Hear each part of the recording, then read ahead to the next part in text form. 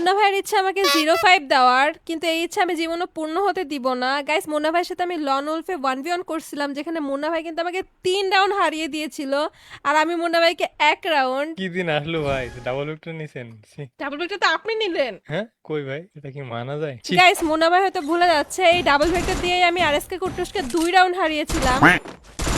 ও ভাই রাশ, ও ভাই ফ্রিজ মারতেছে, ও ভাই রাশে করছিল। ভাই, ভালোই লাগে, প্রেডিক্ট করলে মিস হয় এই জিনিসটা। कैसे कैसे लोग रहते हैं यार यहाँ पर।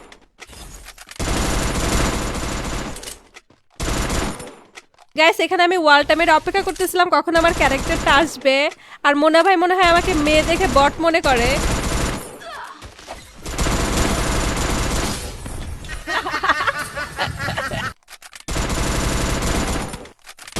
লে,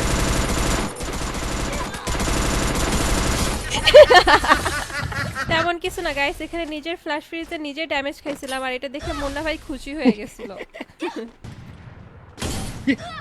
গাইস, এখানে আমি টানা 4 রাউন্ড জেতার পরে মুন্না ভাই গেমই ব্যাক করে দেয়। ভাই, হ্যালো।